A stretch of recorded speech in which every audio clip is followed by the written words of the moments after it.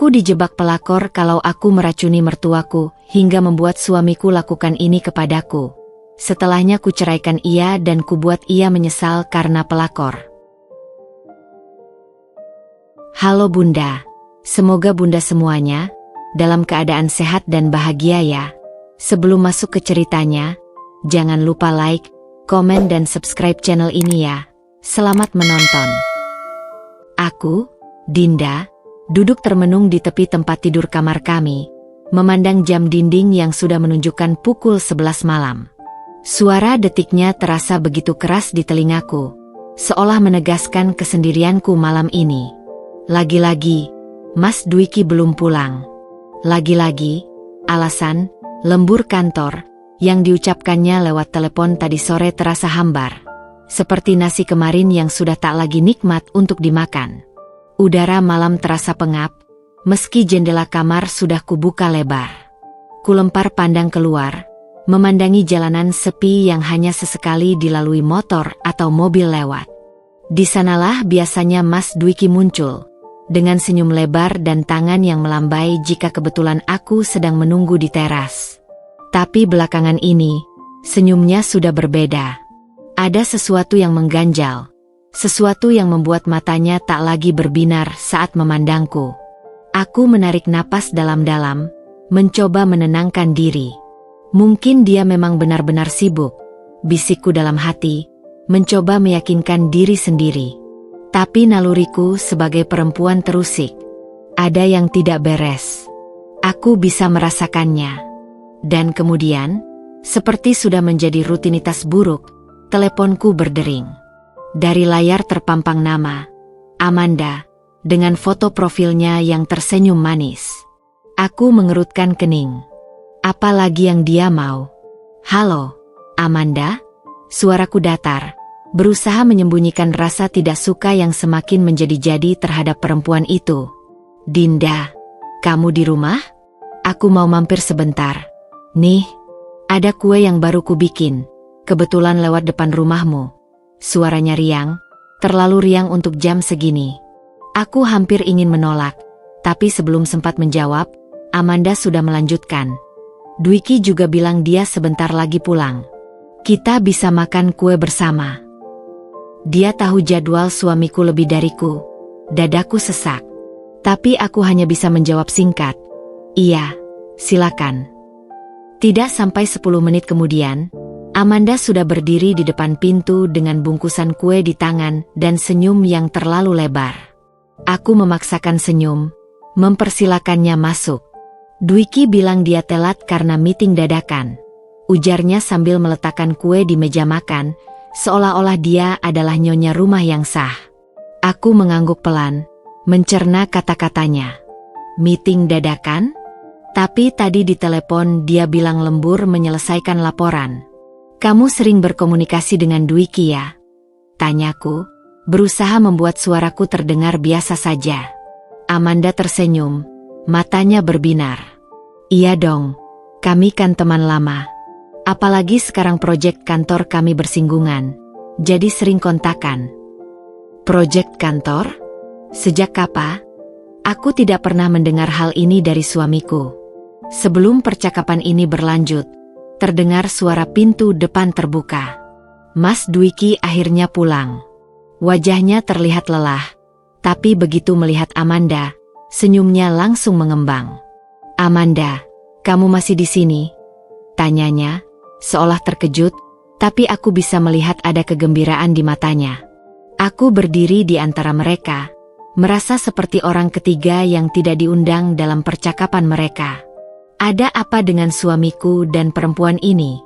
Dan disitulah, untuk pertama kalinya, aku merasakan retakan kecil dalam kebahagiaan rumah tanggaku. Retakan yang mungkin sudah lama ada, tapi baru sekarang aku sadari. Dan sesuatu dalam hatiku berkata, ini baru awal dari segala masalah yang akan datang. Malam itu, setelah Amanda akhirnya pergi dengan alasan yang masih terasa dipaksakan, aku berdiri di depan jendela kamar, menatap langit gelap yang tak berbintang. Suara air mengalir dari kamar mandi memberitahuku bahwa Mas Dwiki sedang mandi, mencoba menghilangkan lelahnya setelah seharian bekerja. atau setidaknya, itulah yang selalu dikatakannya. Aku menarik napas dalam-dalam, mencoba menenangkan pikiran yang bergejolak. Mungkin aku hanya berlebihan. Mungkin Amanda memang hanya teman baik yang kebetulan terlalu perhatian. Tapi kenapa setiap kali mendengar namanya, dadaku terasa sesak? Kenapa setiap kali melihat senyum yang mereka bagi, ada sesuatu yang menggerogoti hatiku perlahan-lahan? Aku memandangi telepon di tanganku. Sejak tadi, ada dorongan kuat untuk memeriksa pesan-pesan di ponsel Mas Dwiki. Aku tahu itu tidak benar. Tapi bisikan ketidakpercayaan itu semakin kuat. Aku hanya ingin memastikan, bisikku dalam hati, mencoba membenarkan tindakan yang akan kulakukan. Dengan langkah pelan, aku mendekati meja rias tempat Mas Dwiki biasanya meletakkan ponselnya. Jantungku berdegup kencang, seperti akan meledak dari dada. Tanganku gemetar saat mengambil ponselnya, dan untuk sesaat, aku merasa seperti pencuri yang akan melakukan aksi kotor. Ini suamimu, Dinda. Kamu berhak tahu. Aku menekan tombol power, dan layar ponselnya menyala. Untungnya, dia tidak menggunakan PIN atau pola, kebiasaan buruk yang selalu kukritik. Aku segera membuka aplikasi pesan, dan di sana, di bagian teratas, nama Amanda muncul dengan notifikasi terbaru. Besok kita lanjutkan ya. Sayang, jangan lupa janji kita. Sayang, dunia seakan berhenti berputar. Aku menatap layar itu, tak percaya dengan apa yang baru saja kubaca. Kata-kata itu terasa seperti pisau yang menusuk jantungku berulang kali. Apa artinya ini? Tanpa pikir panjang, aku membuka percakapan mereka. Pesan-pesan itu berderet seperti serpihan puzzle yang perlahan membentuk gambar yang tak ingin kulihat. Aku kangen kamu. Jangan khawatir, dia tidak akan tahu. Tenang, aku sudah punya rencana. Dinda tidak akan lama lagi jadi istriku. Tubuhku gemetar. Napasku tersengal-sengal. Aku merasa seperti ditampar keras oleh kenyataan yang selama ini kusangkal. Mereka berselingkuh, dan mereka berencana menyingkirkanku. Air mata mulai mengalir deras di pipiku. Aku mencoba menahan isak tangis, takut Mas Dwiki mendengarnya dari kamar mandi. Tapi semakin kubaca, semakin sakit hatiku.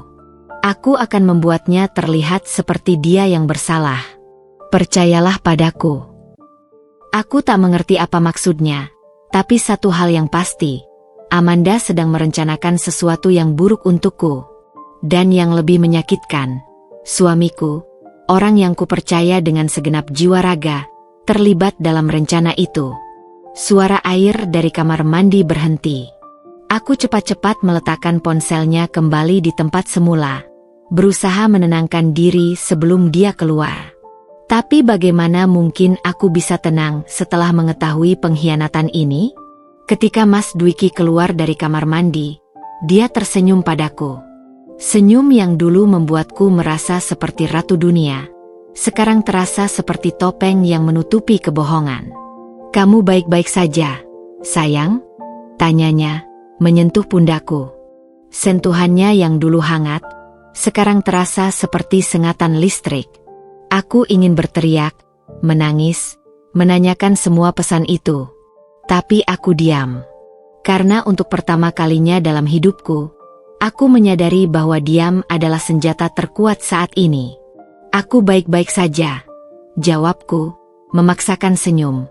Tapi dalam hati, aku tahu, perang baru saja dimulai. Dan aku tidak akan membiarkan mereka menghancurkan hidupku tanpa perlawanan. Pagi itu, mentari baru saja mulai menyingsing ketika aku sudah berdiri di dapur, mencoba menenangkan pikiran yang semalam tak kunjung reda.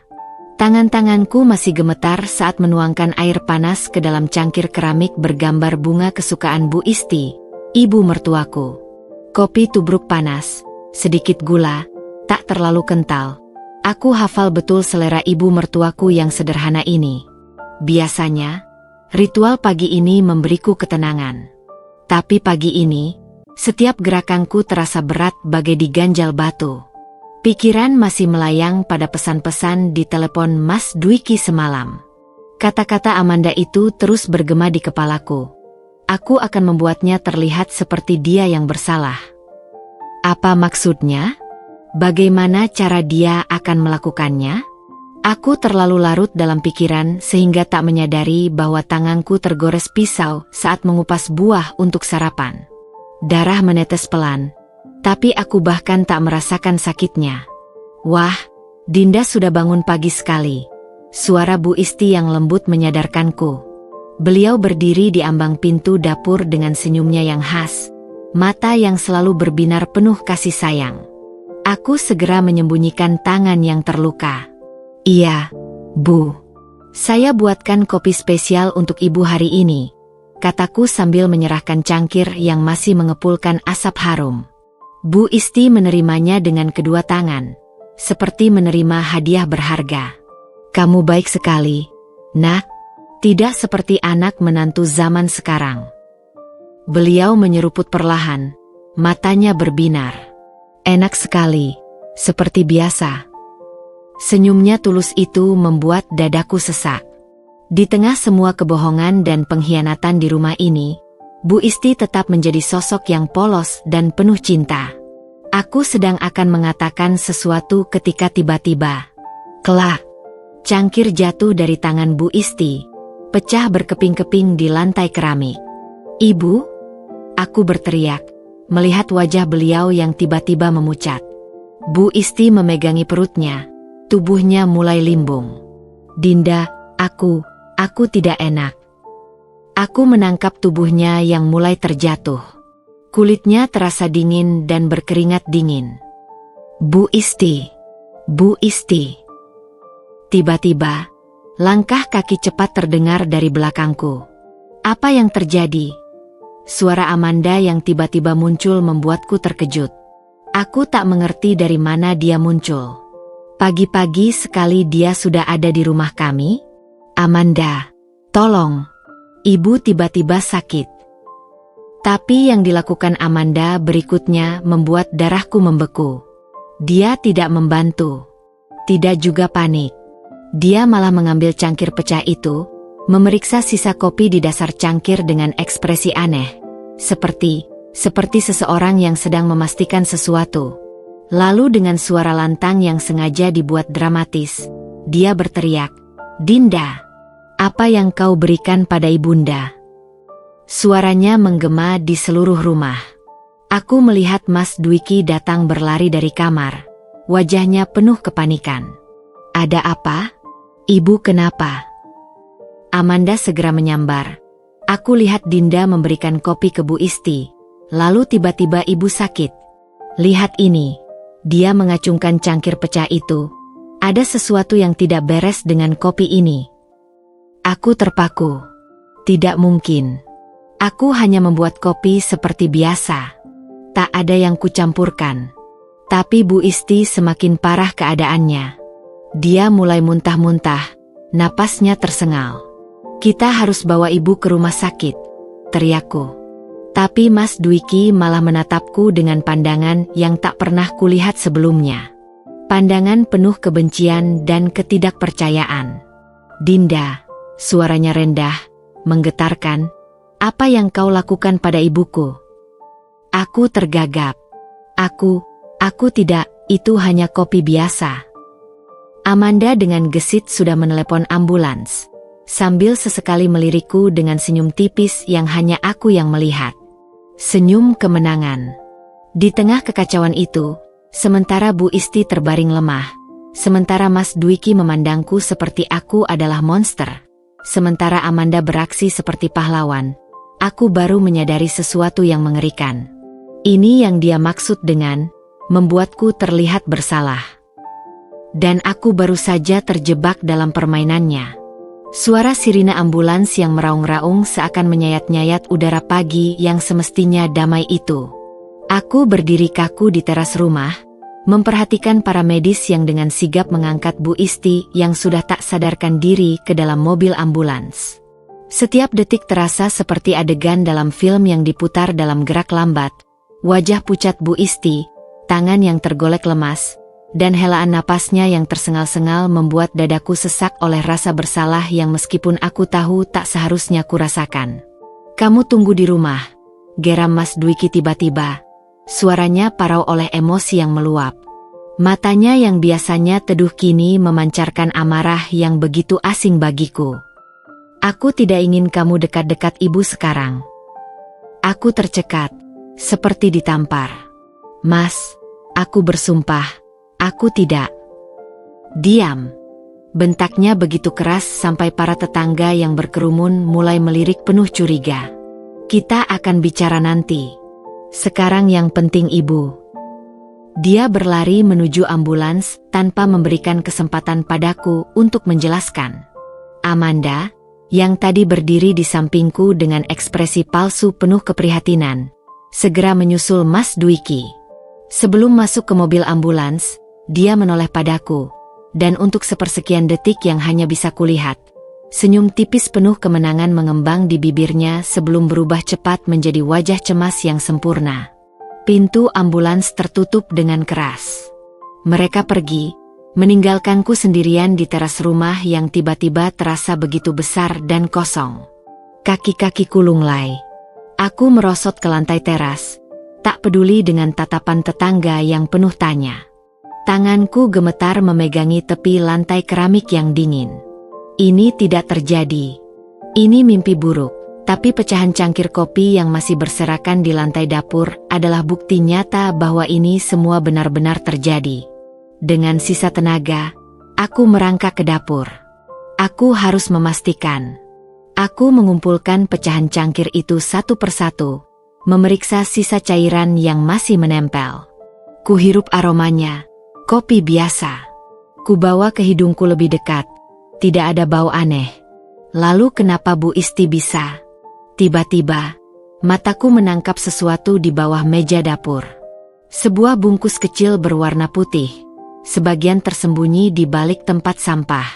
Dengan gemetar, kuambil benda itu, sebuah bungkus obat serbuk yang sudah terbuka, bertuliskan nama zat kimia yang tak bisa kubaca. Darahku membeku. Ini bukan milikku. Aku tidak pernah membeli ini. Lalu siapapun yang memasukkan ini ke dalam kopi Bu Isti? Teleponku berdering tiba-tiba, membuatku nyaris terjengkang. Dari layar terpampang nama rumah sakit. Dengan tangan gemetar, kuangkat telepon itu. "Selamat pagi. Ini dari bagian gawat darurat. Apakah ini istri dari Bapak Dwiki?" "Ya, benar. Bagaimana keadaan ibu mertuaku?" Suaraku serak. Ada jeda singkat yang membuat jantungku berdegup kencang. "Kondisi ibu kritis tapi stabil. Dokter menduga ada indikasi keracunan zat kimia. Polisi sudah dihubungi untuk..." Aku tak mendengar sisanya. Telepon terjatuh dari tanganku. Polisi. Keracunan. Mereka akan menyangka aku. Dari jendela dapur, aku melihat dua polisi sudah berjalan mendekati rumahku. Wajah mereka serius. Salah satunya sudah mengeluarkan buku catatan. Dan di saat yang sama, teleponku bergetar lagi. Sebuah pesan dari nomor tak dikenal. Kubicarakan dengan jari-jari yang kaku. "Sudah kubilang, Dinda, kau tidak akan lama lagi jadi istri Dwiki." Air mata akhirnya meluap. Tapi ini bukan air mata ketakutan. Ini kemarahan. Kemarahan murni yang membakar setiap inci tubuhku. Amanda pikir dia sudah menang. Dia pikir aku akan diam saja dan menerima takdir ini. Dia salah besar. Detak jantungku berdegup kencang seperti genderang perang ketika dua petugas polisi itu melangkah mendekati teras rumah.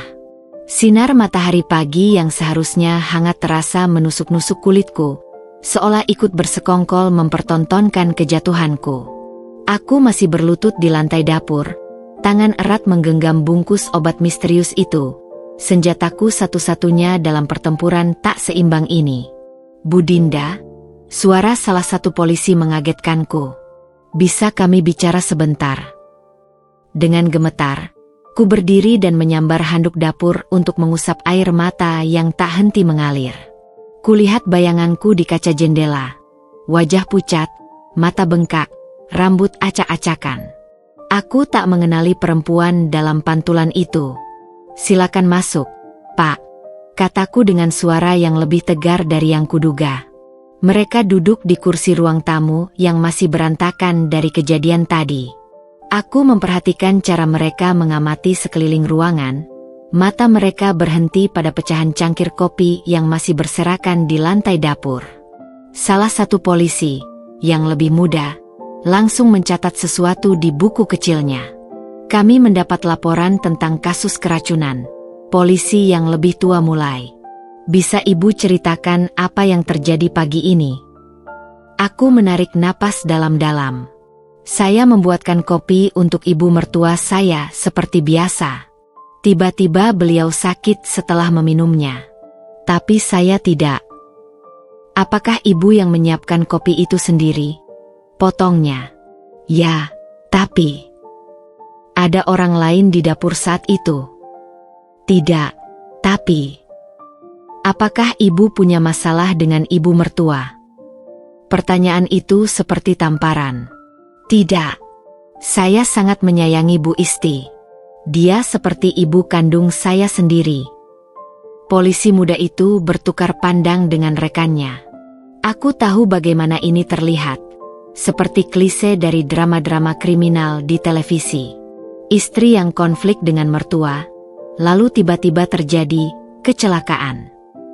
"Kami perlu memeriksa dapur ibu," kata polisi senior sambil berdiri. Dengan hati berat, kubawa mereka ke dapur.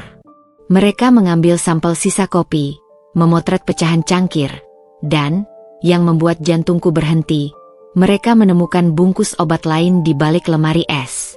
"Apakah ibu mengenali ini?" tanya polisi sambil mengacungkan bungkus yang sama persis dengan yang kusimpan di saku. Aku menggigit bibir. "Bukan milik saya. Saya tidak tahu dari mana itu." Tapi ekspresi mereka menunjukkan mereka tidak percaya. Suara derit pintu depan membuat kami semua menoleh. Mas Dwiki berdiri di sana, wajahnya hancur. Tanpa Amanda, setidaknya itu sedikit penghiburan. "Bagaimana ibu?" tanyaku segera. Dia mengabaikanku, langsung menghampiri polisi. "Bagaimana proses penyelidikan, Pak?" "Kami masih mengumpulkan bukti. Tapi untuk sementara, lebih baik istri Bapak tidak meninggalkan kota." Mas Dwiki mengangguk dingin. Lalu dia menoleh padaku, dan untuk pertama kalinya dalam pernikahan kami, matanya benar-benar kosong, tanpa cinta, tanpa kehangatan, bahkan tanpa kemarahan sekalipun. Hanya kehampaan. "Dinda," suaranya datar, "aku ingin kamu pergi dari rumah ini sementara waktu." Dunia seakan runtuh. "Apa?" "Dari rumah ini. Sekarang." "Tapi, aku tidak melakukan apa-apa. Aku bersumpah, Mas. Ada orang lain yang..." "Polisi!" teriakku tiba-tiba ketika melihat sesuatu dari jendela. Itu Amanda. Dia sedang membuang sesuatu ke tempat sampah depan rumah. Semua orang terkejut. Polisi segera berlari keluar. Aku mencoba menyusul, tapi Mas Dwiki menahan lenganku dengan kuat. "Sudah cukup, Dinda," raungnya. "Kamu tidak hanya mencelakai ibuku, sekarang kamu mau menuduh Amanda juga." Aku terisak, melihat dari jendela saat polisi memeriksa tempat sampah. Tapi ketika mereka kembali, wajah mereka kosong. "Tidak ada apa-apa, Bu," kata polisi muda itu. Tapi aku benar-benar melihat. "Dinda," Mas Dwiki memotong, suaranya tiba-tiba lelah. "Kemasi barang-barangmu.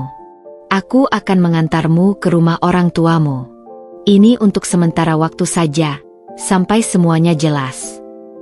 Aku ingin berteriak, ingin membantah, ingin menunjukkan bungkus obat yang kusimpan. Tapi ketika kulihat matanya, mati yang telah memutuskan untuk tidak mempercayaiku lagi, aku tahu perkataanku tidak ada artinya sekarang. Dengan langkah gontai, aku menuju kamar. Tanganku gemetar saat melemparkan pakaian-pakaian ke dalam koper. Di atas meja rias, foto pernikahan kami tersenyum manis. Wajah-wajah bahagia yang sekarang terasa seperti milik orang lain. Ketika aku menutup koper, mataku menangkap bayangan di balik jendela kamar. Amanda berdiri di ujung jalan, jauh dari jangkauan polisi tadi. Dan di tangannya, sebuah bungkus putih kecil yang sama persis dengan yang kumiliki. Dia melambainya padaku, lalu dengan senyum kemenangan, membuangnya ke selokan. Koper berat di tanganku terasa seperti berisi batu ketika aku melangkah keluar dari rumah yang dulu kusebut istana kebahagiaanku. Matahari siang yang terik menyengat kulitku, tapi yang lebih menyakitkan adalah tatapan tetangga-tetangga yang penuh penghakiman dari balik jendela-jendela mereka. Bisik-bisik yang sengaja dibuat keras cukup sampai ke telingaku. Dengar-dengar dia meracuni mertuanya sendiri. Dari dulu aku tahu ada yang tidak beres dengan perempuan itu. Kasihan Dwiki, dapat istri seperti itu. Setiap kata seperti pisau yang menancap di punggungku. Aku menunduk, berusaha menahan air mata yang terus mengancam meluap. Mas Dwiki berjalan 3 langkah di depanku, punggungnya tegak. Tak pernah sekalipun menoleh untuk memastikan aku masih mengikutinya. Jarak 3 langkah itu terasa seperti jurang yang tak bisa kuseberangi. Mobil kami, yang dulu selalu kami isi dengan tawa dan rencana-rencana indah, kini dipenuhi oleh kesunyian yang mematikan. Aku duduk di kursi penumpang, memandangi jalanan yang berlalu tanpa benar-benar melihatnya. Bau parfum Mas Dwiki yang dulu selalu membuatku nyaman, sekarang terasa menyengat dan asing. Dinda. Suaranya tiba-tiba memecah kesunyian, membuat jantungku berdebar. Aku butuh waktu untuk memproses semua ini. Aku menatap profilnya. Rahang yang mengeras, alis yang berkerut, bibir yang terkunci erat. Aku tidak melakukannya, bisikku, suaraku serak oleh tangisan yang kutahan. Dia menghela napas panjang. Polisi bilang mereka menemukan bukti obat pencahar dicampur dengan. Itu bukan aku, potongku. Suaraku lebih keras dari yang kurencanakan. Aku melihat Amanda membuang sesuatu ke tempat sampah tadi. Dan ada bungkus obat lain di. Dinda, cukup. Tangannya menghantam setir hingga mobil sedikit oleng. Sudah berapa kali aku harus mendengar kamu menyalahkan Amanda? Dia yang menolong ibu sepanjang pagi ini sementara kamu. Dia terhenti, menarik napas dalam-dalam. Aku tidak mau membicarakan ini sekarang. Aku memandang keluar jendela lagi, gigitan di bibir bawahku sampai terasa darahnya yang asin. Dia sudah memilih pihak. Dan itu bukan aku. Ketika mobil berhenti di depan rumah orang tuaku, aku segera meraih koper tanpa menunggu bantuannya. Ibuku sudah berdiri di teras, wajahnya penuh kecemasan. Pasti sudah mendengar kabar buruk itu. Dinda. Tangan ibu terulur, tapi aku langsung masuk ke dalam rumah, tidak tahan melihat air mata di matanya. Aku mendengar Mas Dwiki berbicara pelan pada ibu. Bu, Dinda perlu tinggal di sini sementara waktu. Kamar lamaku masih persis seperti dulu. Tempat tidur kecil, rak buku penuh novel-novel romantis masa remajaku, foto-foto keluarga di dinding. Ruangan yang dulu terasa nyaman, sekarang terasa seperti sel penjara. Aku menjatuhkan diri ke tempat tidur, wajahku tenggelam di bantal. Baru saat itulah aku membiarkan air mataku mengalir deras. Isakan yang terpendam sejak pagi, kemarahan yang tak tersalurkan, rasa dikhianati yang begitu dalam. Tapi di tengah keputusasaan itu, sesuatu menggeliat dalam diriku. Sebuah tekad. Sebuah kemarahan yang lebih besar dari kesedihanku. Aku bangkit, menatap wajahku di cermin. Mata bengkak, pipi basah, tapi ada api dalam pandanganku yang tak pernah ada sebelumnya. Amanda pikir dia sudah menang. Dia pikir aku akan menyerah. Dengan tangan gemetar, aku mengeluarkan bungkus obat dari saku celanaku, satu-satunya bukti yang berhasil kuselamatkan. Aku juga mengambil teleponku, membuka galeri, dan melihat foto-foto yang diam-diam kuambil pagi tadi. Pecahan cangkir, dapur yang berantakan, bahkan wajah Amanda yang sedang memeriksa cangkir kopi dengan ekspresi aneh. Aku mungkin dikalahkan hari ini. Tapi perang belum berakhir. Aku buka laptop lamaku dan mulai meneliti obat yang tertulis di bungkus itu.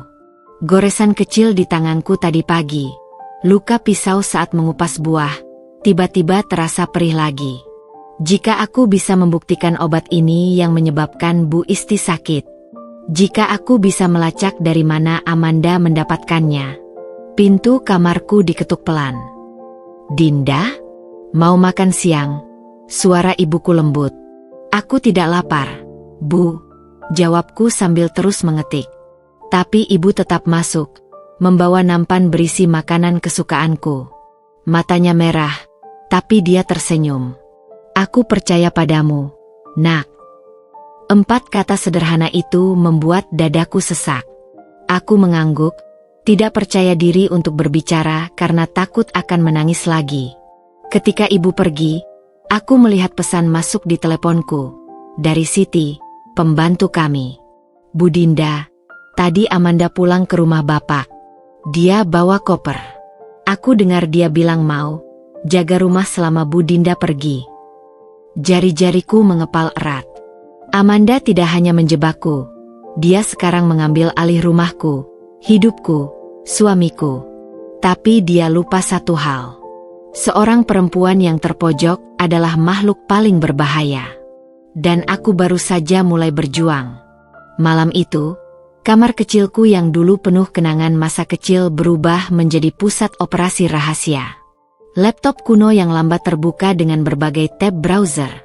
Hasil pencarian tentang obat-obatan, forum kimia, bahkan artikel jurnal tentang gejala keracunan zat tertentu. Cahaya biru dari layar menerangi wajahku yang pucat, sementara jari-jariku menari di atas keyboard dengan penuh determinasi.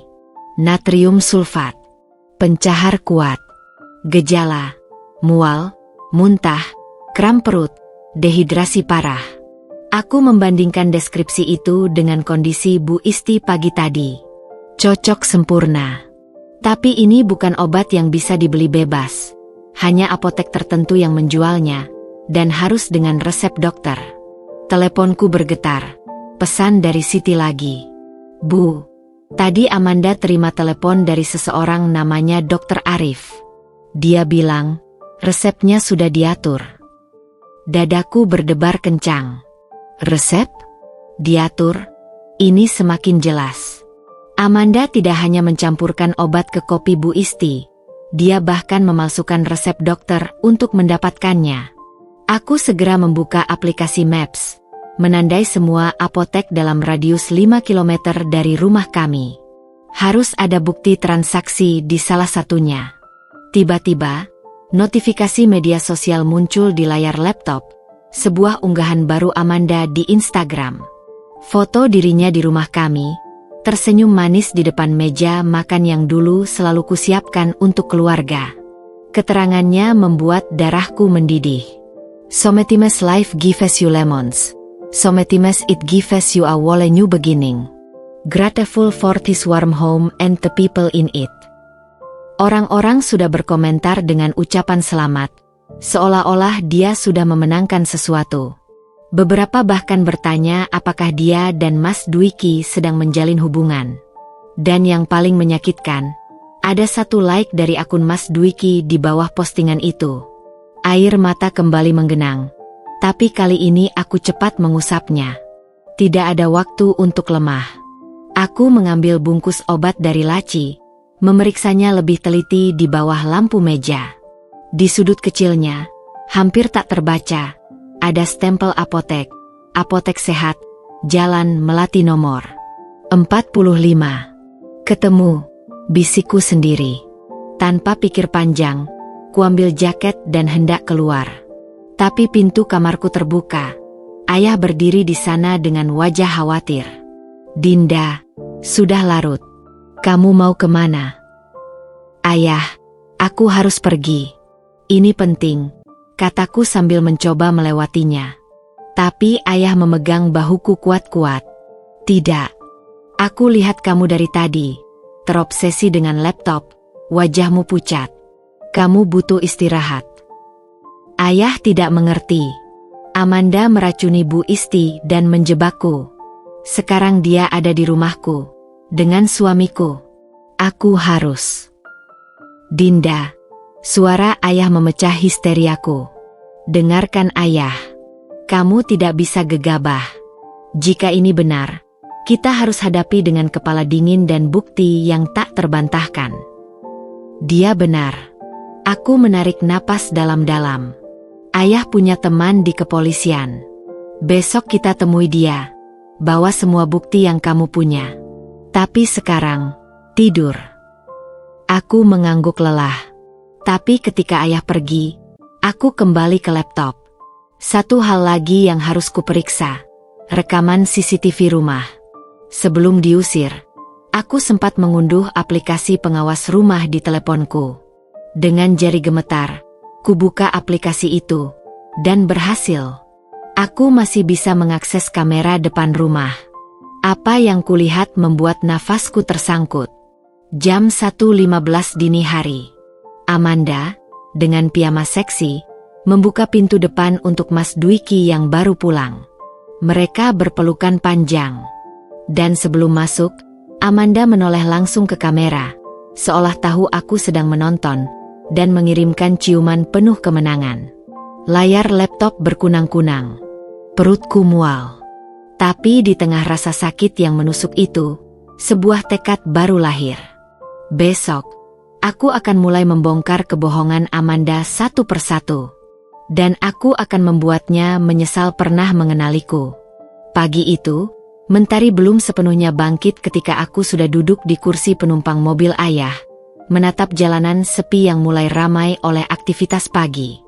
Dinginnya AC mobil tak mampu meredam panas amarah yang terus membara di dalam dadaku. Semalam, setelah melihat rekaman CCTV itu, aku tak bisa memejamkan mata sama sekali. Setiap kali menutup kelopak, yang terbayang adalah gambar Amanda dan Mas Dwiki berpelukan di depan rumah kami. Rumah yang kudesain dengan penuh cinta. Kamar yang kutunggu-tunggu kepulangannya setiap malam, meja makan tempat kami biasa berbagi cerita. Kamu yakin dengan ini, Nak? Ayah memecah kesunyian, suaranya berat dengan kekhawatiran. Tangannya yang kokoh memegang setir dengan erat, sementara matanya sesekali melirik ke arahku. Aku mengangguk, mengepalkan tangan di atas pangkuanku. Ayah lihat sendiri bukti-buktinya. Ini bukan sekadar prasangka. Ayah menghela napas panjang. Aku percaya padamu, Dinda. Tapi ingat, kita harus bijak. Jangan sampai emosimu justru merusak upayamu sendiri. Mobil kami melambat di depan sebuah bangunan sederhana bertuliskan, Apotek Sehat. Tempat yang dari kemarin terus menghantui pikiranku. Begitu mobil berhenti, tanganku langsung meraih gagang pintu, tapi ayah menahanku. Tunggu, bisiknya. Kita butuh strategi. Dia mengeluarkan teleponnya, menelepon seseorang. Halo, Pak Herman? Iya, betul, tentang kasus itu. Kami di depan Apotek Sehat sekarang. Bisa bantu. Tak lama, seorang pria berjas putih keluar dari apotek, melongok ke kanan kiri sebelum mendekati mobil kami. Dokter Arif? Tanya ayah melalui jendela yang terbuka sebagian. Pria itu mengangguk cepat, wajahnya tegang. Kami hanya punya 5 menit. Saya ada janji konsultasi.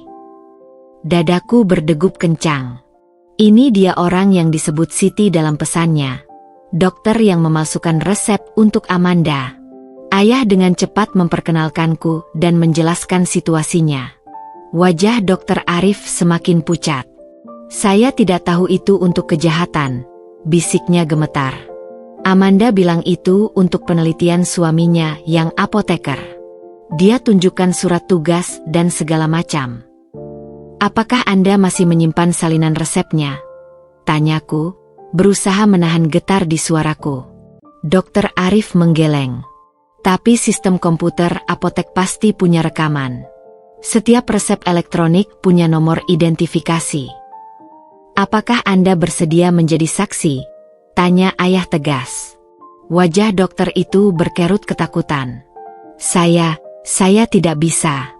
Karir saya.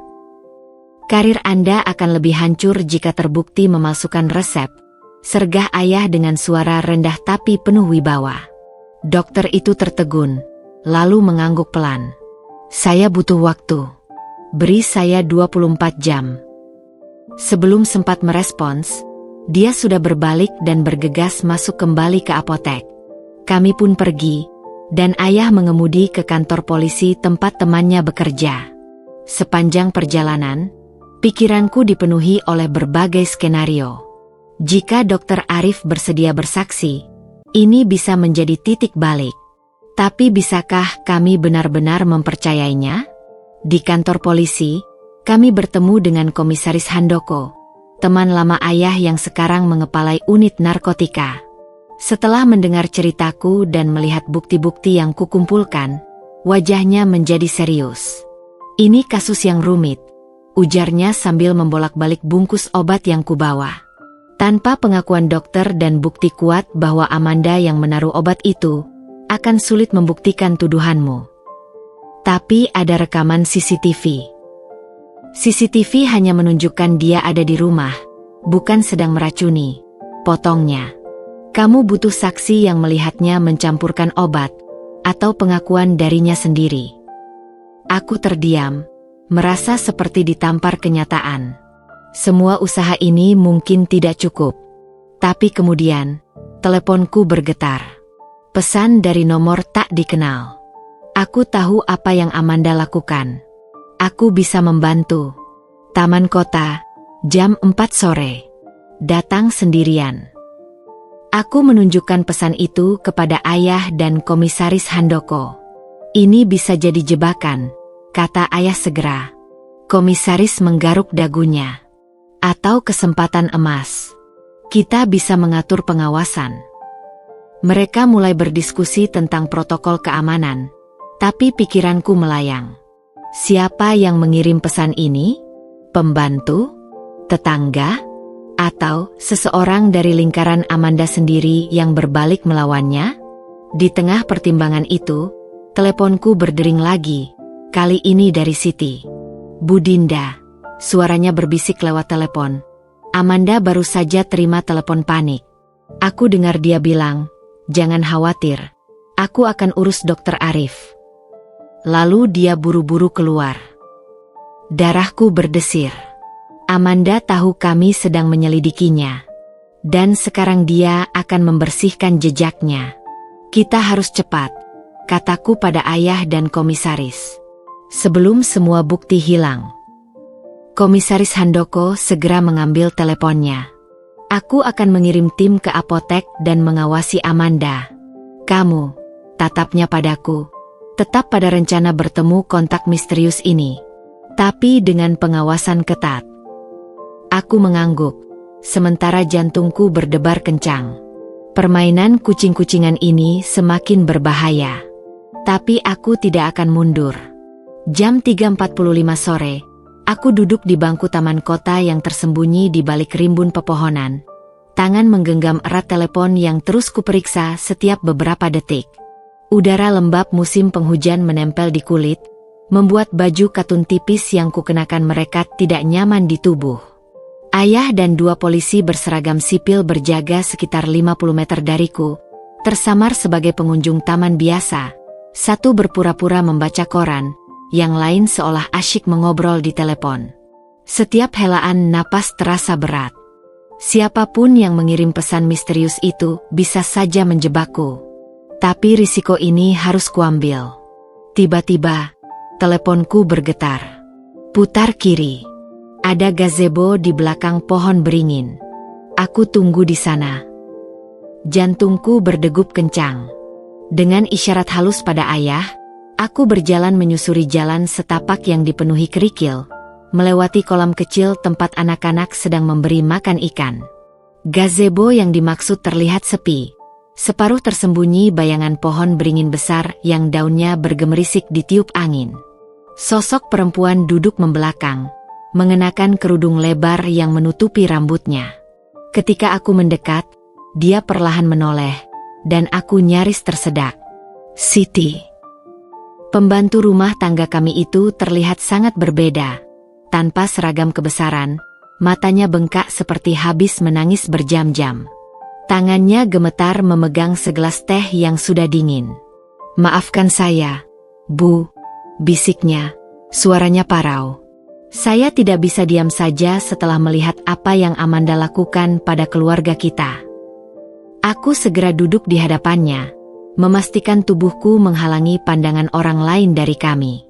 "Apa yang terjadi? Kenapa kau minta bertemu seperti ini?" Siti mengeluarkan telepon dari sakunya, membuka sebuah video. Rekaman bergoyang itu menunjukkan Amanda di dapur rumah kami, tepatnya pagi ketika Bu Isti keracunan. Dengan gerakan cepat, Amanda menaburkan sesuatu ke dalam cangkir kopi yang baru kusediakan, lalu bergegas pergi sebelum Bu Isti masuk. Kenapa kau tidak menunjukkan ini sebelumnya?" tanyaku, suaraku bergetar menahan amarah. "Saya takut, Bu." Amanda mengancam akan melaporkan anak saya yang masih kuliah ke polisi karena pinjaman online yang belum lunas. Tapi setelah melihat ibu menderita, hati saya tidak tahan. Air mata mengalir deras di wajahnya. Dia mengeluarkan benda lain dari tas kecilnya. Sebuah botol kecil berisi bubuk putih dengan label tulisan tangan, natrium sulfat. "Hati-hati, dosis tinggi berbahaya." Ini saya ambil dari kamar Amanda tadi siang ketika dia pergi menemui dokter. Masih ada banyak tersimpan di laci bawah tempat tidurnya.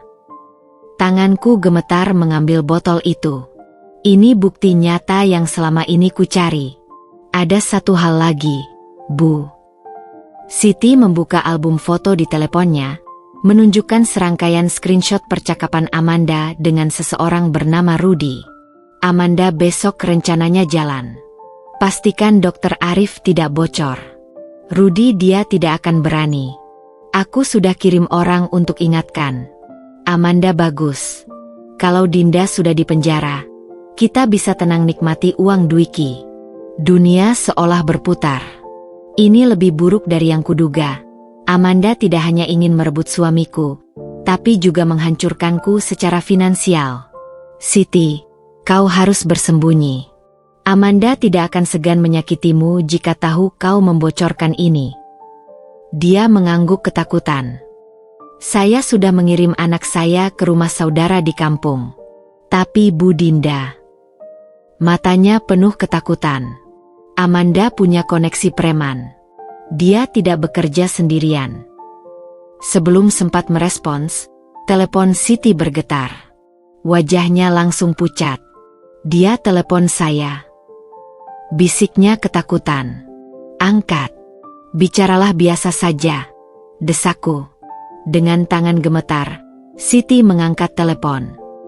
"Halo, Bu Amanda." Suara Amanda yang nyaring bahkan bisa kudengar dari tempat dudukku. "Siti, kau di mana? Aku butuh bantuanmu sekarang." Saya di pasar, Bu. Mau belanja sayur." "Loh, tadi aku telepon tukang sayur langganan. Katanya kau tidak ke sana hari ini." Siti melirikku panik. Aku cepat-cepat menulis di notes teleponku. "Katakan ada di pasar lain. Saya ke pasar dekat terminal kali ini, Bu. Mau coba sayuran baru." "Jangan bohong padaku, Siti." Suara Amanda tiba-tiba dingin dan mengancam. "Aku tahu kau bertemu dengan Dinda. Kau pikir aku tidak menyadari teleponku diawasi? Pulang sekarang, atau anakmu yang akan menanggung akibatnya." Telepon tiba-tiba terputus. Siti terisak ketakutan. "Aku tidak boleh pulang, anak saya." Aku segera memeluknya erat. "Tenang, kita akan lindungi kalian berdua. Ayahku punya hubungan baik dengan polisi." Dengan cepat, aku mengirim pesan pada ayah untuk segera mendekat. Begitu mereka tiba, Komisaris Handoko langsung mengambil alih situasi. Kami akan mengamankan Ibu Siti dan keluarganya, katanya tegas. Dinda, bawa semua bukti ini ke kantor polisi sekarang. Kita harus bergerak cepat sebelum Amanda menghancurkan bukti lainnya. Siti menatapku penuh air mata sebelum dibawa pergi oleh salah satu polisi. Maafkan saya, Bu Dinda. Saya mohon, selamatkan keluarga Bapak dari perempuan itu. Aku mengangguk, menggenggam erat botol racun dan telepon berisi bukti-bukti tak terbantahkan ini.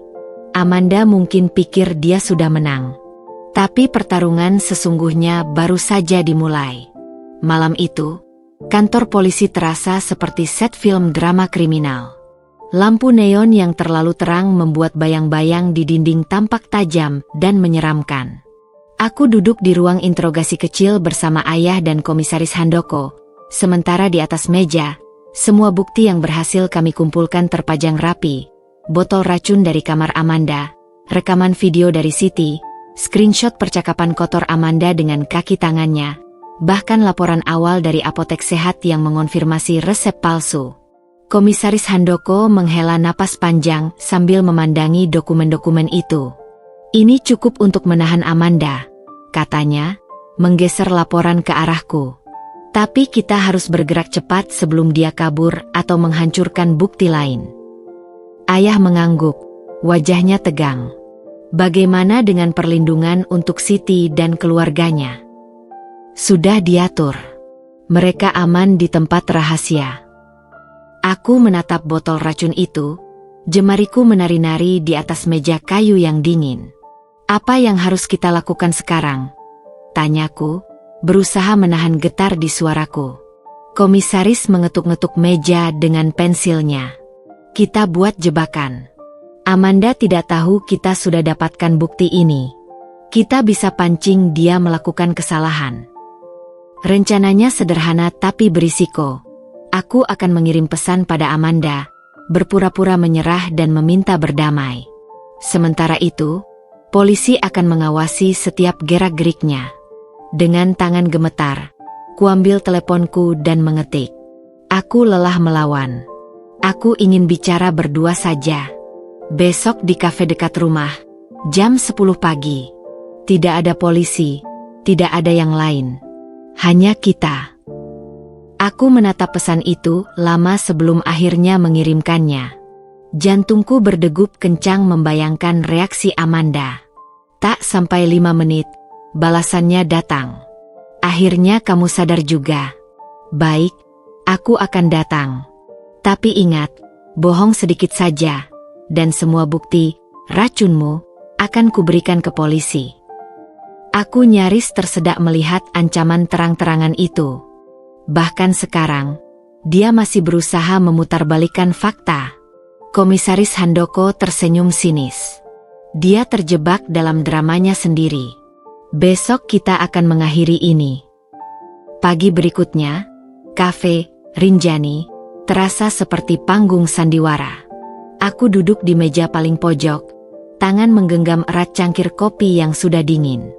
2 polisi wanita berseragam sipil berpura-pura asyik mengobrol di meja sebelah, sementara Komisaris Handoko dan timnya berjaga di mobil taktis di belakang bangunan. Jam 10.05, Amanda akhirnya muncul, dengan gaya khasnya. Dia mengenakan dress putih polos yang membuatnya terlihat seperti bidadari tak bersalah. Rambutnya tergerai indah. Senyum manis terpampang di bibirnya yang dioles lipstik merah menyala. Dinda, sapanya dengan nada merendahkan sambil duduk di hadapanku. Kau terlihat hancur. Aku mengepalkan tangan di bawah meja, berusaha menahan amarah. Aku sudah kalah, Amanda. Apa yang kau inginkan dariku? Dia mengulum senyum kemenangan, matanya berbinar licik. Pengakuan tertulis bahwa kau yang meracuni Bu Isti. Lalu pernyataan bahwa kau melepaskan Dwiki dengan sukarela. Dan untuk itu, bisiknya, mendekatkan wajahnya, aku akan memastikan polisi tidak menahanmu. Kau bisa pergi dengan tenang. Aku berpura-pura termenung, memberi waktu bagi polisi yang sedang merekam setiap kata dari alat penyadap kecil di bajuku. Baiklah, akhirnya kuucapkan pelan. Tapi ada satu hal yang ingin ku tahu. Kenapa? Kenapa kau melakukan semua ini? Amanda tertawa kecil, lalu menyeruput kopinya dengan elegan. Karena aku pantas dapatkan yang lebih baik, Dinda. Dwiki, rumah itu, kehidupan mewah itu, semua seharusnya milikku dari dulu. Kau hanya penghalang sementara. Suaranya begitu dingin dan penuh perhitungan, membuat bulu kuduku berdiri. Dan Bu Isti? Dia menyayangimu seperti anak sendiri. Wajah Amanda berubah sejenak, tapi cepat kembali dingin. Dia akan pulih. Itu hanya obat pencahar dosis tinggi. Aku tidak berniat membunuhnya, hanya membuatmu terlihat bersalah. Tiba-tiba, teleponnya berdering. Dari ekspresinya yang berubah drastis, jelas kabar buruk. Rudy? Apa maksudmu polisi menggeledah apartemenku? Suaranya meninggi tanpa sadar. Saat itulah Komisaris Handoko dan 3 polisi lainnya masuk ke kafe dengan langkah tegas. Amanda Putri, suara komisaris bergema. Anda ditahan atas tuduhan percobaan pembunuhan, pemalsuan dokumen, dan konspirasi kejahatan. Wajah Amanda berubah pucat. Ini kesalahan Dinda Yang. Kami sudah memiliki rekaman pengakuan Anda sendiri, potong komisaris sambil mengacungkan alat perekam. Ditambah bukti-bukti lain yang cukup untuk menghukum Anda. Amanda berdiri terhuyung, matanya liar melihat sekeliling mencari jalan keluar. Ketika polisi mendekat untuk memborgolnya, dia tiba-tiba menjerit. Ini perangkap. Dinda yang meracuni. Teriakannya terputus ketika melihat seseorang masuk dari pintu belakang kafe. Mas Dwiki, wajahnya hancur, matanya merah oleh air mata. Sudah cukup, Amanda. Suaranya parau. Aku dengar semuanya. Aku tidak menyangka kau bisa sejahat ini. Amanda tergagap, lalu tiba-tiba tubuhnya limbung. Tangannya memegangi perut, persis seperti Bu Isti dulu. Aku tidak enak badan. Rintihnya sebelum terjatuh. Kafe langsung gempar. Komisaris cepat menelepon ambulans sambil memeriksa cangkir kopi di depan Amanda. Ini aneh, bisikku pada komisaris. Dia tidak minum apapun selain kopi yang dipesannya sendiri. Tiba-tiba, mataku menangkap sesuatu. Sebuah botol kecil terjatuh dari tas Amanda. Komisaris cepat mengambilnya, membuka tutupnya, dan mengendus isinya. Obat pencahar yang sama, gumamnya. Aku terdiam, menyadari sesuatu yang mengerikan. Amanda baru saja menjadi korban rencananya sendiri. Ketika ambulans membawanya pergi, Mas Dwiki mendekatiku dengan langkah gontai. Matanya penuh penyesalan yang dalam. Dinda, Aku mengangkat tangan, menghentikannya. Bukan sekarang, Dwiki. Kita masih punya banyak yang harus diselesaikan. Dia mengangguk pelan, air mata mengalir di pipinya. Di luar, sorot kamera wartawan sudah mulai berkerumun. Skandal ini akan menjadi berita besar besok. Tapi satu hal yang aku tahu, karma tidak pernah salah alamat. Rumah sakit itu terlalu terang, terlalu dingin, dan terlalu sunyi. Aku duduk di lorong UGD, tangan menggenggam erat bangku plastik keras yang membuat pinggangku pegal. Bau disinfektan menusuk hidung, bercampur dengan aroma kopi pahit dari mesin otomatis di sudut ruangan. Di seberangku, Mas Dwiki mondar-mandir seperti harimau dalam sangkar, tangannya terkepal, keningnya berkerut dalam. Setiap detik yang berlalu tanpa kabar tentang kondisi Amanda seperti memakan hidupnya dari dalam. Aku seharusnya merasa puas. Inilah karma yang ditunggu. Amanda terbaring tak berdaya, persis seperti yang dilakukannya pada Bu Isti. Tapi yang kurasakan justru hampa. Kosong. Seperti menonton sandiwara tragis di mana aku tak lagi tahu peran mana yang harus dimainkan. Dinda. Suara Mas Dwiki yang serak memecah kesunyian. Dia berhenti di depanku, matanya merah. Wajahnya yang biasanya tampan kini tampak 10 tahun lebih tua. Aku tidak tahu harus mulai dari mana. Tangannya meraih udara seperti mencari kata-kata yang tak kunjung datang. Tuhan, Dinda, maafkan aku. Dia merosot di lantai di hadapanku, tangan menggenggam ujung jubahku seperti anak kecil yang takut ditinggal. Air matanya jatuh membasahi kain itu, membentuk noda gelap yang perlahan melebar. Aku ingin memeluknya, ingin menghapus rasa sakit itu. Tapi tubuhku membeku. Terlalu banyak luka, terlalu banyak pengkhianatan. Mas, jangan. Suaraku lebih keras dari yang kuinginkan. Kita tidak bisa melompat dari pengkhianatan ke maaf dalam satu malam. Dia mengangguk pelan, wajahnya hancur. Aku tahu. Aku tidak berharap. Pintu UGD terbuka. Seorang dokter dengan jas lab berdarah-darah muncul. Wajahnya lelah. Keluarga Amanda Putri. Mas Dwiki berdiri cepat. Bagaimana keadaannya? Stabil. Keracunan natrium sulfat dosis tinggi. Sama seperti kasus ibu Anda sebelumnya. Dokter itu melirikku sebentar. Lalu kembali fokus pada Dwiki. Dia akan dirawat intensif semalam. Anda bisa menunggu di ruang. Aku bukan keluarganya. Potong Dwiki tiba-tiba. Suaranya tegas. Urusannya dengan polisi. Aku hanya ingin memastikan dia tidak mati sebelum menghadapi pengadilan. Dokter itu terkejut. Lalu mengangguk cepat sebelum kembali ke balik pintu otomatis. Aku menatap Dwiki, melihat perubahan drastis dalam sikapnya. Kau yakin tidak ingin menunggu? Dia penting bagimu. Dia menggeleng, matanya sekarang berapi-api. Dia penipu ulung, Dinda.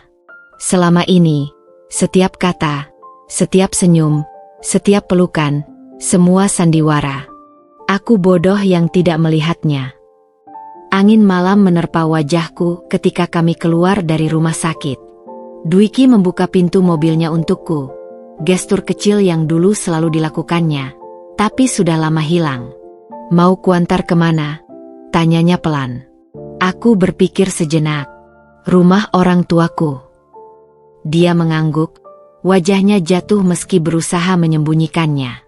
Sepanjang perjalanan, hanya suara mesin yang memenuhi kesunyian antara kami. Baru ketika mobil berhenti di depan rumah orang tuaku, dia akhirnya berbicara. Dinda, aku tidak bisa meminta maaf yang cukup. Tapi tolong ketahui, aku akan menghabiskan sisa hidupku untuk membuktikan bahwa aku layak mendapat kesempatan kedua darimu. Aku membuka pintu mobil, udara malam yang segar menyambut. Dwik, kau tahu kenapa aku mengatur pertemuan dengan Amanda hari ini? Dia menggeleng, matanya penuh tanya. Karena meski semua yang terjadi, aku masih mencintaimu. Aku menatapnya langsung, memastikan dia melihat ketulusanku. Tapi cinta saja tidak cukup. Kami butuh waktu. Butuh penyembuhan. Butuh bukti nyata, bukan sekadar kata-kata. Dia mengangguk pelan, air mata kembali menggenang. Apa yang harus kulakukan? Mulailah dengan jujur. Sepenuhnya. Aku menghela napas. Sudah berapa lama perselingkuhan ini terjadi? Wajahnya berkerut dalam kesakitan. Tidak pernah ada perselingkuhan fisik, Dinda. Aku bersumpah. Tapi, emosional? Mungkin sejak 3 bulan lalu ketika proyek kantor mempertemukan kami lagi. Dan kau tidak menyadari dia mendekatimu dengan niat jahat. Aku terlena. Dia membuatku merasa dihargai, didengarkan. Saat itu, kita sedang sering bertengkar tentang rencana punya anak. Suaranya pecah. Tapi bukan alasan untuk mengkhianatimu. Aku menutup mata, mencerna pengakuannya. 3 bulan. 3 bulan kebohongan. 3 bulan di mana Amanda merancang kejatuhanku sementara suamiku membiarkannya. Aku butuh waktu, Mas. Dia mengangguk, tak berani menatapku. Seberapapun yang kau butuhkan, aku akan menunggu. Ketika aku melangkah masuk ke rumah, meninggalkannya sendirian di mobil, hujan mulai turun perlahan. Butir-butir air itu seperti mencuciku dari semua kepahitan hari ini. Besok akan ada tantangan baru, proses hukum Amanda, rekonsiliasi dengan Bu Isti, mungkin juga dengan masyarakat yang sudah menghakimiku. Tapi untuk malam ini, biarlah air hujan yang membasahi luka-luka kami. Pagi itu, sinar matahari menyelinap lewat celah gorden kamarku, membentuk garis-garis emas di lantai kayu yang sudah usang. Aku terbaring menatap langit-langit, mencoba mengatur napas yang masih terasa berat setelah semalam. Hujan telah berhenti, tapi bekasnya masih terasa di udara. Bau tanah basah yang menusuk hidung, mengingatkanku pada tangisan Mas Dwiki di mobil. Telepon di samping bantal bergetar. Pesan dari Komisaris Handoko. Amanda ditahan resmi. Pengacaranya mencoba bawa pasal gangguan jiwa. Kami butuh kesaksianmu hari ini. Jari-jariku gemetar mengetik balasan. Masih terlalu pagi untuk memikirkan pengadilan, pengacara, atau Amanda. Yang kupikirkan sekarang adalah Bu Isti, ibu mertuaku yang masih di rumah sakit, yang menjadi korban paling tidak bersalah dalam drama ini. Aku mandi dengan air yang hampir mendidih, berharap bisa membersihkan semua kenangan buruk semalam. Tapi ketika handuk menggosok kulit, mataku tertarik pada luka kecil di tangan. Goresan pisau saat aku membuat kopi untuk Bu Isti. Luka sederhana yang menjadi awal bencana. Kamu mau ke rumah sakit? Tanya ibu dari balik pintu. Suaranya penuh kehati-hatian seperti sedang berbicara dengan kaca rapuh yang bisa pecah kapan saja. Aku mengangguk, melilitkan handuk di tubuh. Aku harus menemui Bu Isti. Jelaskan semuanya. Ibu masuk, membawa segelas teh hangat dan sepiring roti bakar. Makan dulu. Kamu butuh tenaga. Dia duduk di tepi tempat tidur. Matanya mengamati wajahku yang bengkak. Ayah sudah ke kantor polisi pagi-pagi. Katanya kasus ini akan besar. Ada unsur percobaan pembunuhan, pemalsuan resep, bahkan ancaman pada saksi. Aku menyeruput teh, menghangatkan tenggorokan yang kering. Aku tidak ingin ini jadi tontonan publik, Bu. Tapi itu sudah terjadi, sayang. Ibu menyentuh pundakku. Berita sudah menyebar. Tetangga-tetangga yang dulu menuduhmu, sekarang malu. Aku memejamkan mata. Tidak ada kepuasan dalam pembalasan ini. Hanya kehampaan. Rumah sakit berbeda di siang hari. Lorong-lorongnya ramai dengan pengunjung. Suara roda troli makanan, tangisan bayi, dan obrolan para perawat. Aku berjalan pelan menuju kamar Bu Isti, tangan menggenggam erat buket bunga mawar, kesukaannya. Ketika aku mengetuk pintu, suara lembut dari dalam menyuruhku masuk. Bu Isti sedang duduk di tepi tempat tidur, mengenakan baju tidur biru muda, rambutnya yang biasanya rapi kini terurai acak-acakan. Wajahnya masih pucat, tapi matanya bersinar ketika melihatku. Dinda. Seketika lututku lemas. Bu, aku. Dia mengulurkan tangan, memotong kata-kataku. Sudah, nak, tidak usah jelaskan. Siti sudah telepon aku semalam. Air mata mengalir deras di pipiku. Aku berlutut di samping tempat tidurnya, memeluk erat tangannya yang dingin. Maafkan aku, Bu. Aku tidak melindungimu.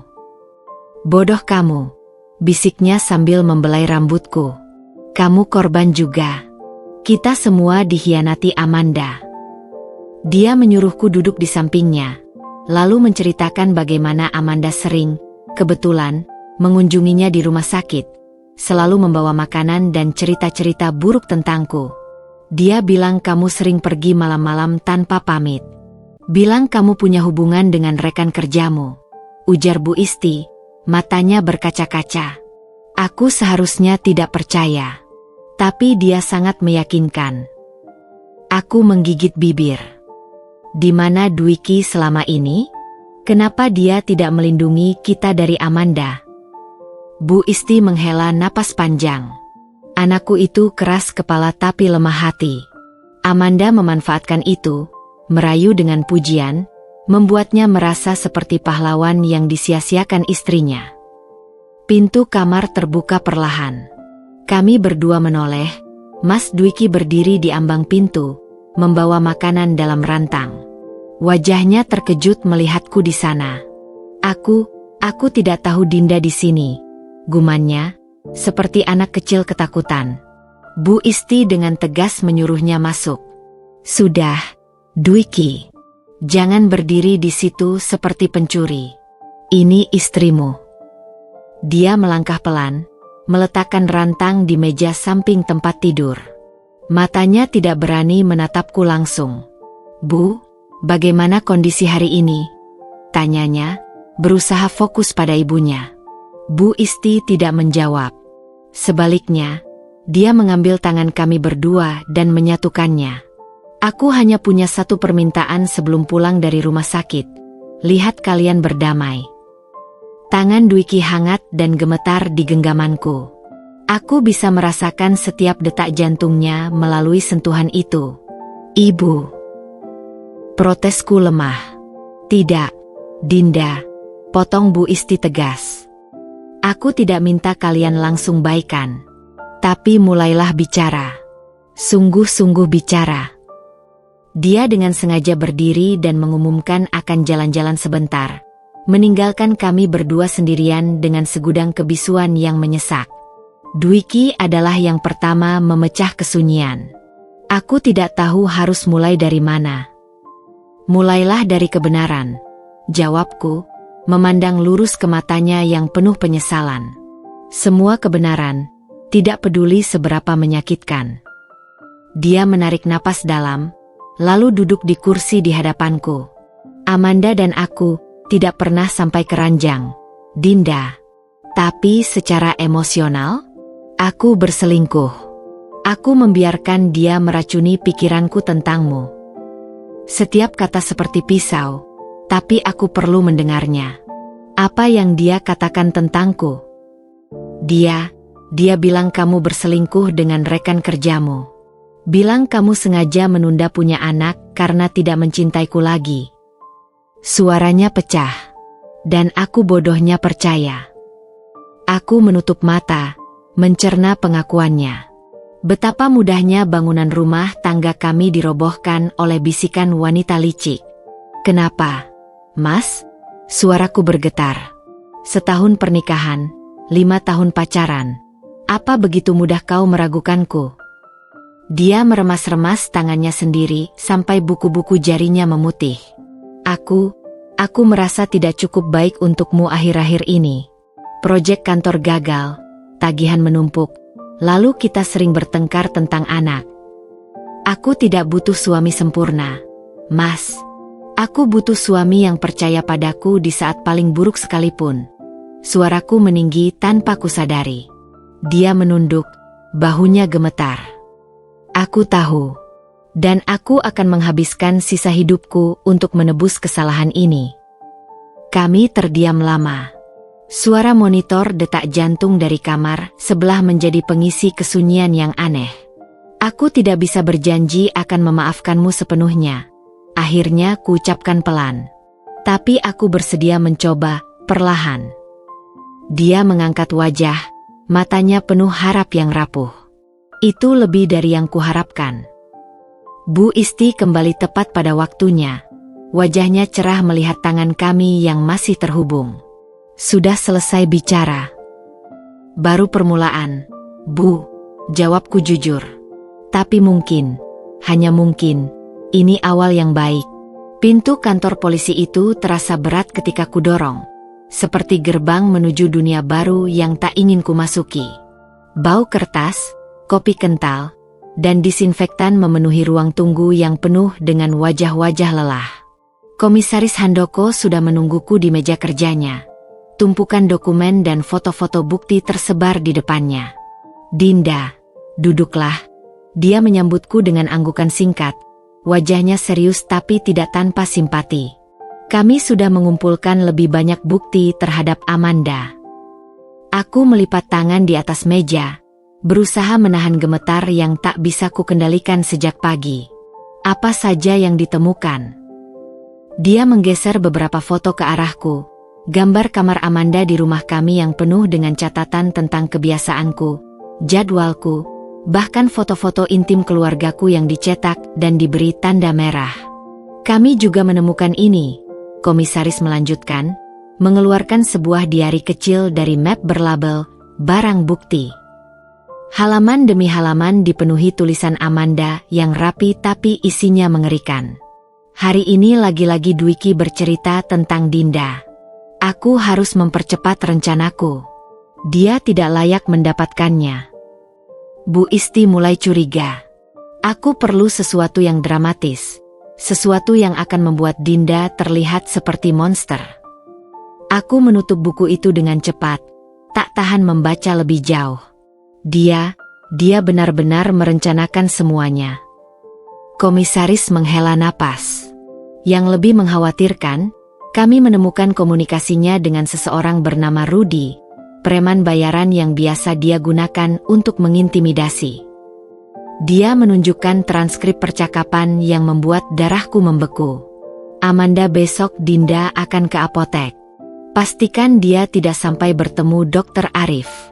Rudy, jangan khawatir. Aku punya orang yang akan menghalanginya." Apakah ini ancaman fisik?" tanyaku. Suaraku hampir tidak keluar. "Kami sedang menyelidiki. Tapi ada kabar baik. Siti bersedia menjadi saksi kunci. Pengakuannya plus bukti-bukti ini akan memenangkan kasus ini." Aku mengangguk, tapi pikiran melayang pada satu hal.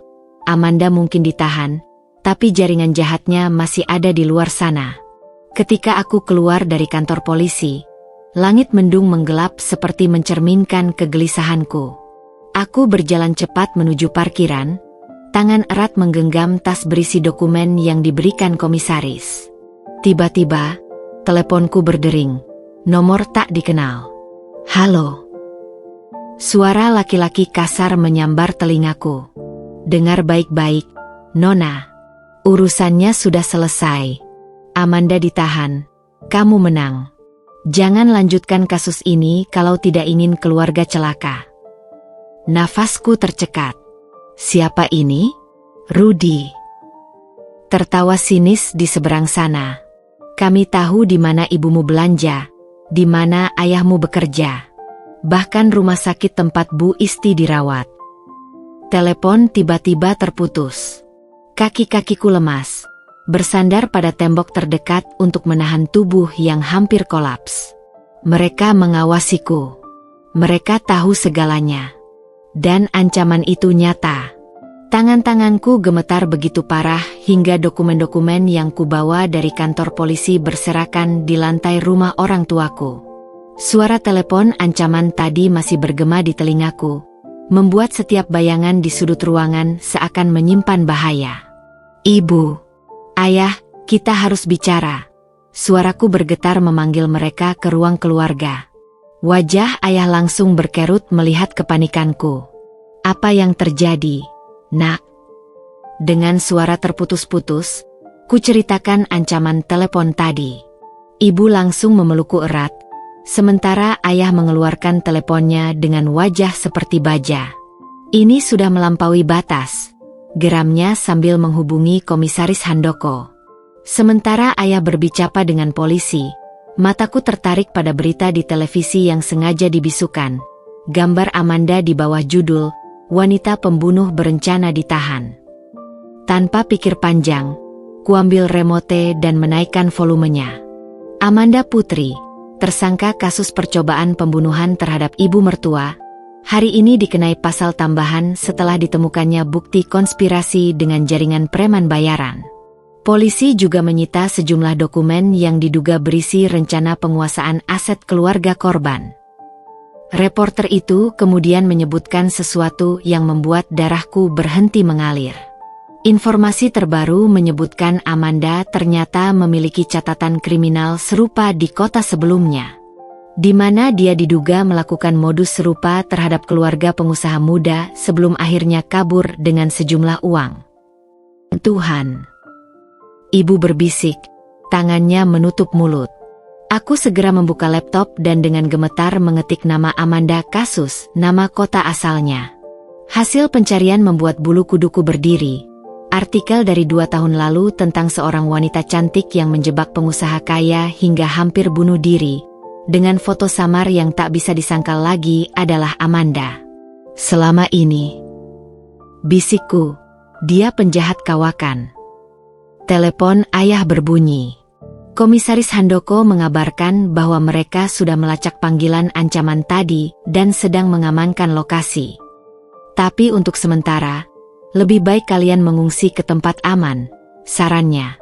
Malam itu, kami mengemasi barang seperlunya. Aku tak henti-hentinya memandangi rumah kecilku yang penuh kenangan ini. Apakah aku akan bisa kembali dengan selamat? Tiba-tiba, dering telepon memecah kesunyian. Nomor tak dikenal lagi. Dengan jantung berdebar, kuangkat. Jangan angkat. Ayah berusaha menghentikanku, tapi sudah terlambat. Suara di seberang bukan lagi Rudy yang kasar, melainkan Amanda sendiri, lemah tapi masih penuh racun. Dinda, kau pikir menang? Kau hanya memperpanjang penderitaanmu. Amanda, bagaimana kau bisa? Pengacaraku hebat. Aku keluar sementara dengan jaminan. Dan sekarang aku punya utang dendam padamu.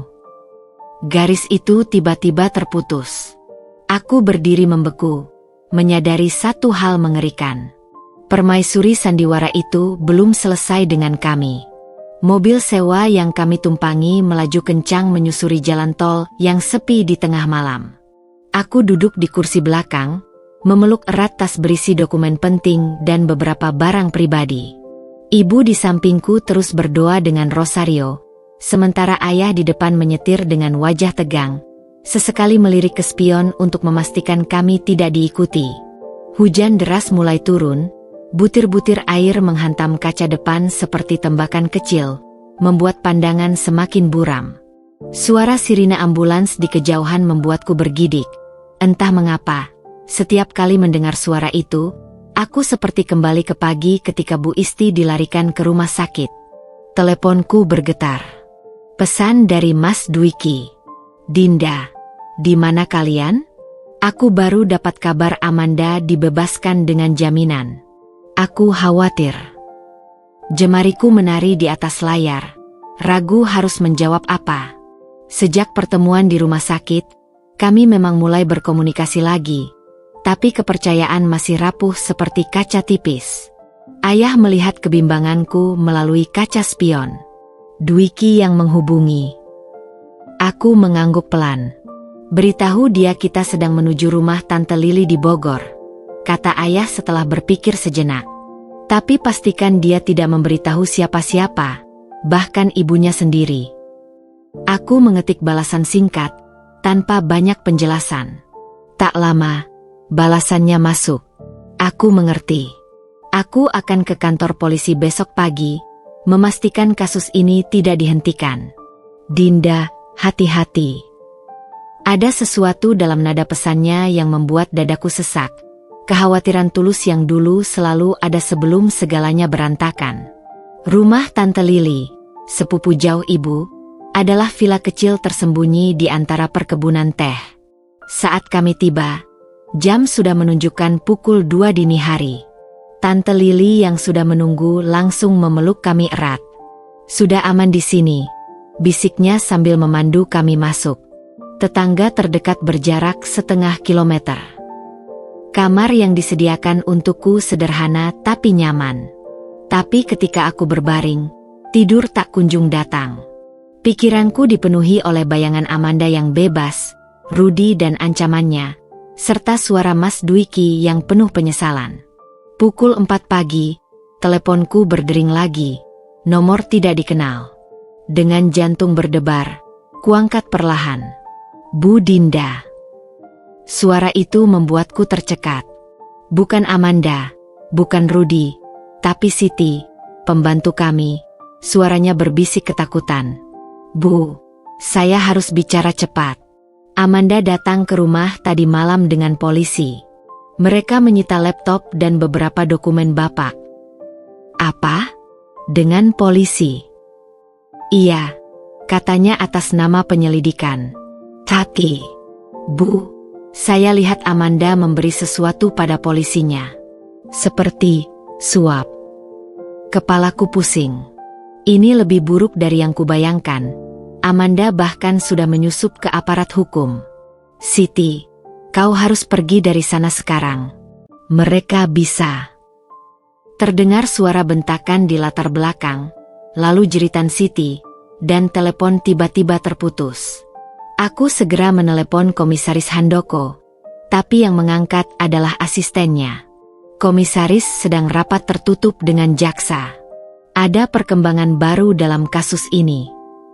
Perkembangan seperti apa? Tanyaku panik. Maaf, Ibu. Saya tidak diizinkan. Percakapan terputus tiba-tiba. Aku mencoba menelepon lagi, tapi sudah tidak bisa tersambung. Dengan gemetar, kucek media sosial.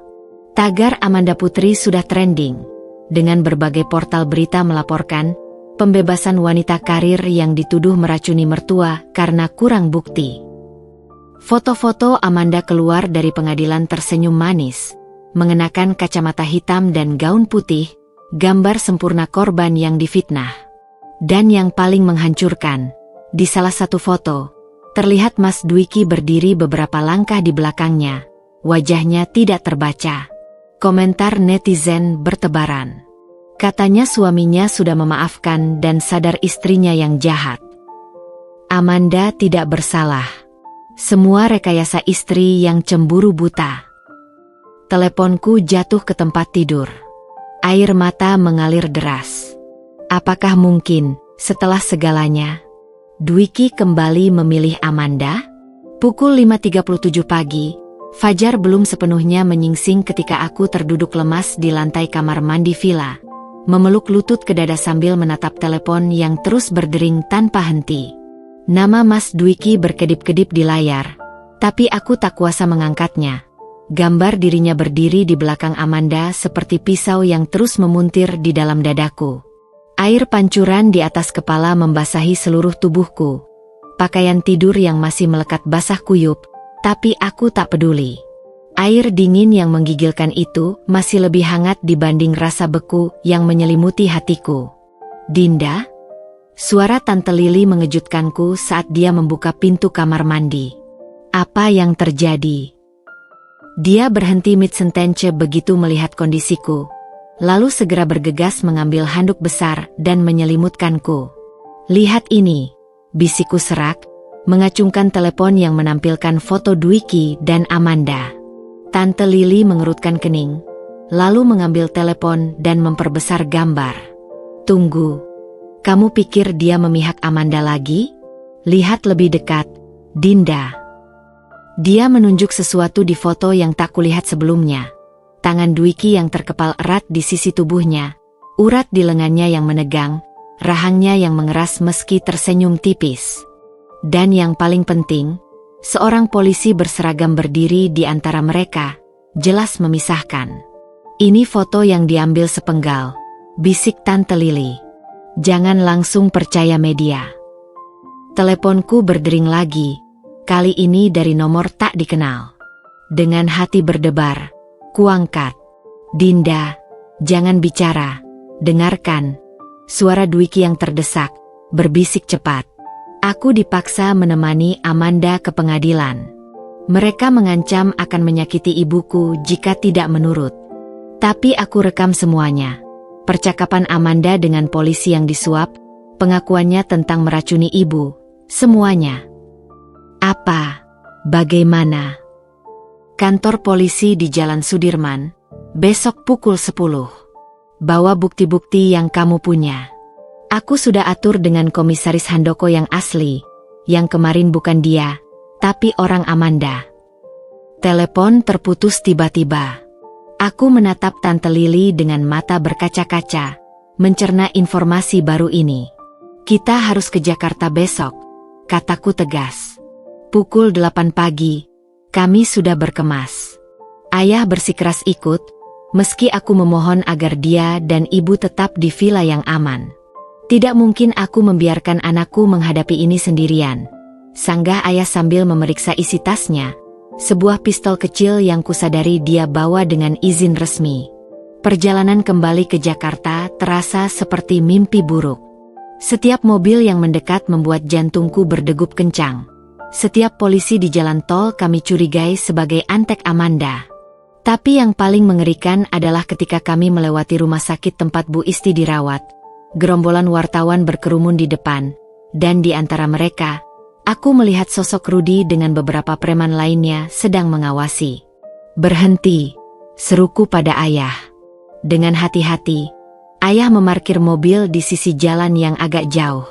Aku mengeluarkan telepon dan memotret kerumunan itu dari kejauhan, lalu mengirimkannya pada Dwiki dengan pesan. Rudy dan teman-temannya di RS.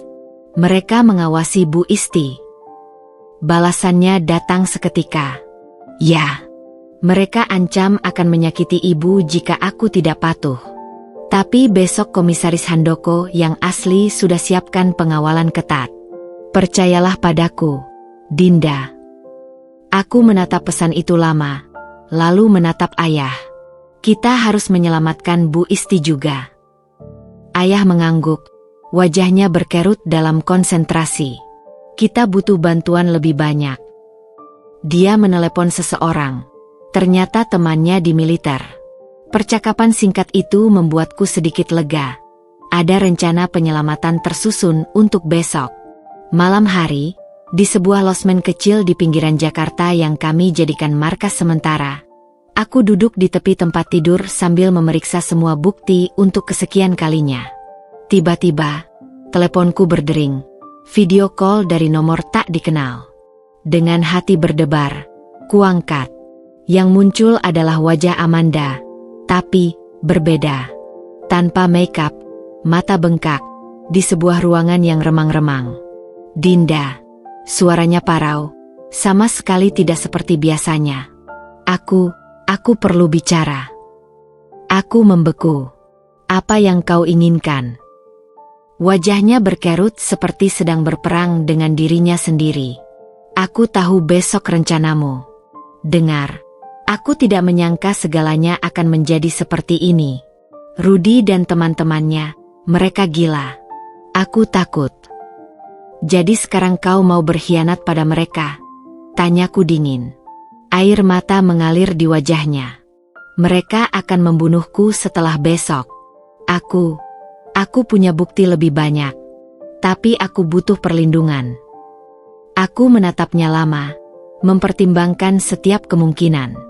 Ini bisa jadi jebakan terakhirnya. Tapi, besok, kantor polisi. Datang sendiri, tanpa Rudy, dan kita bicara. Amanda mengangguk cepat sebelum video terputus. Aku terduduk lemas. Apakah mungkin Ratu Sandiwara ini akhirnya terjebak dalam permainannya sendiri? Besok akan menjawab segalanya. Pagi itu, Jakarta diguyur hujan deras yang seolah ingin membersihkan segala kebusukan yang tersembunyi. Aku berdiri di bawah payung besar ayah, menatap gedung kantor polisi yang megah di seberang jalan, tempat di mana nasib kami semua akan ditentukan. Air hujan yang mengalir di aspal menciptakan kabut tipis, membuat siluet orang-orang yang berlalu lalang terlihat samar seperti hantu. Kita tunggu dulu sinyal dari Komisaris Handoko, bisik ayah, matanya tak lepas dari arus lalu lintas di sekitar kami. Sejak tadi pagi, kami sudah 3 kali berpindah lokasi, memastikan tidak ada yang mengikuti. Telepon di genggamanku bergetar. Pesan dari Dwiki. Di dalam sudah siap. Amanda datang dengan pengacaranya 10 menit lagi. Komisaris asli ada di ruangannya. Password, bunga melati, untuk mengidentifikasinya. Aku mengangguk pada ayah. Sudah waktunya. Dengan langkah pasti, kami menyeberang jalan. Setiap langkah terasa berat, seperti berjalan menuju medan perang. Di lobi kantor polisi, beberapa wartawan sudah berkumpul. Amanda pasti sengaja memanggil mereka untuk memainkan perannya sebagai korban. Seorang petugas mendekati kami. "Ibu Dinda, silakan ikut saya." Dia membawa kami melalui lorong-lorong belakang yang sepi, jauh dari keramaian wartawan. Saat melewati sebuah ruang interogasi, aku melihat Amanda melalui kaca satu arah, duduk sendirian dengan wajah pucat, jauh dari kesan percaya diri yang biasa dipamerkannya. Kami akhirnya tiba di sebuah ruang rapat kecil. Dan di sana, duduklah Mas Dwiki, bersama seorang pria berwajah tegas yang segera memperkenalkan diri sebagai Komisaris Handoko yang asli. "Dinda." Dwiki berdiri cepat, wajahnya campur aduk antara lega dan khawatir. Matanya merah, garis-garis kelelahan jelas terlihat di wajahnya yang biasanya selalu rapi. Aku ingin berlari memeluknya, tapi kakiku membeku. Terlalu banyak luka, terlalu banyak pengkhianatan. Kami hanya saling menatap dalam diam, sampai komisaris memecah kesunyian. "Kita tidak punya banyak waktu." Amanda bersedia menjadi saksi melawan Rudy dan jaringan premannya, dengan syarat dia mendapat perlindungan. Aku terkejut. Setelah semua yang dia lakukan, Dwiki mengeluarkan sebuah flash disk. Dia merekam semua percakapannya dengan Rudy, termasuk rencana pembunuhan terhadap Bu Isti jika aku tidak menuruti kemauan mereka. Komisaris menambahkan, "Ini lebih besar dari yang kita kira. Ada oknum polisi, hakim, bahkan jaksa yang terlibat. Amanda hanya pion dalam permainan besar." Pintu ruangan terbuka tiba-tiba. Seorang polisi muda masuk tergesa-gesa. "Pak, situasi darurat." Rudy dan orang-orangnya baru saja memasuki gedung. Mereka bilang ada surat perintah penangkapan untuk Amanda dari Kejaksaan Tinggi. Semua orang di ruangan itu tegang. Komisaris Handoko mengutuk pelan. "Itu pasti surat palsu. Mereka mau membungkam Amanda sebelum sempat bersaksi." Dengan gerakan cepat, komisaris membuka laci meja dan mengeluarkan 2 vest anti peluru. "Pakai ini. Kita akan evakuasi Amanda melalui pintu belakang." Aku melihat Dwiki memandangku, matanya penuh permintaan maaf yang tak terucapkan. Di saat chaos ini, tiba-tiba semua kemarahan, semua sakit hati, terasa kecil dibanding bahaya nyata yang mengancam. Aku meraih tangannya. "Kita selesaikan ini bersama. Untuk Bu Isti." Dia menggenggam erat jemariku, dan untuk pertama kalinya sejak lama, aku merasa ada harapan di balik semua kegelapan ini. Lorong belakang kantor polisi itu sempit, lembab, dan gelap, hanya diterangi lampu darurat yang berkedip-kedip seperti hendak mati. Napasku tersengal-sengal mengikuti langkah cepat Komisaris Handoko di depan, sementara tangan kananku menggenggam erat jari Dwiki yang hangat. Di belakang kami, ayah dan 2 polisi berseragam mengawal Amanda yang terlihat tak lagi seperti ratu licik yang kami kenal. Wajahnya pucat pasi, langkahnya gontai, matanya terus melirik ke belakang seperti menanti serangan dari bayangan. "Lebih cepat!" desak komisaris saat kami mendengar suara ribut di ujung lorong. Teriakan, langkah kaki berat, dan yang paling mengerikan, suara logam senjata yang dikokang. Rudy dan antek-anteknya sudah menemukan kami. Amanda tiba-tiba tersandung, jatuh berlutut di lantai basah. Aku tidak bisa." Rintihnya, suaranya pecah oleh ketakutan. Dengan gerakan kasar, salah satu polisi pengawal menariknya bangkit. "Bergerak atau kami tinggalkan." Tapi aku melihat sesuatu di mata Amanda saat itu, bukan ketakutan, melainkan sebuah keputusan. Dengan gerakan tiba-tiba, dia melepaskan diri dan mendorongku keras ke dinding. "Lari! Itu jebakan!" teriaknya. Dari ujung lorong, sebuah ledakan kecil mengguncang. Asap tebal seketika memenuhi koridor. Di tengah kekacauan itu, aku merasakan Dwiki menarikku ke sebuah pintu darurat. Amanda, dia sudah tahu rencananya. Dwiki membisik sambil terus menarikku naik tangga darurat. Dia sengaja jadi umpan. Di lantai atas, kami disambut tim khusus polisi bersenjata lengkap. Melalui jendela kecil di pintu, aku melihat halaman parkir belakang. Sebuah ambulans sudah menunggu dengan mesin menyala. Amanda bilang Rudy punya kebiasaan membawa bukti-bukti kejahatannya di ponsel, kata komisaris sambil memeriksa senjatanya. Jika rencananya berhasil, kita akan dapat semua yang kita butuhkan. Tiba-tiba, suara tembakan bergema dari bawah. 1, 2, lalu rentetan panjang yang membuat jantungku berhenti. Komisaris segera berbicara di radio. Tim Delta, laporan. Suara Paro menjawab, Rudy tertembak, Amanda terluka parah, tapi kami dapat ponselnya. Aku menutup mulut menahan teriak. Tak peduli seberapa jahat Amanda, tak ada yang pantas mati seperti itu. 3 jam kemudian, di ruang operasi rumah sakit, aku duduk termenung sambil menatap hasil download isi ponsel Rudy yang ditampilkan di laptop komisaris. Video, rekaman suara, dokumen transfer uang yang membuktikan jaringan korupsi besar-besaran. Kami dapat semuanya, kata komisaris dengan wajah lelah tapi puas. Dari oknum polisi, hakim, bahkan beberapa pejabat. Amanda, dia memberikan bukti terakhir sebelum. Dia tidak menyelesaikan kalimatnya. Tak perlu.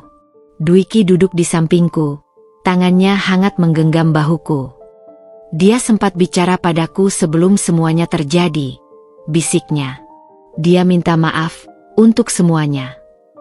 Aku mengangguk, air mata menetes pelan. Mungkin dalam detik-detik terakhirnya, Amanda akhirnya menemukan penebusan. Pintu ruangan terbuka. Seorang perawat masuk dengan wajah cerah. Bu Isti sudah sadar dan meminta bertemu kalian. Di kamar rumah sakit, Bu Isti terlihat lemah tapi sadar penuh.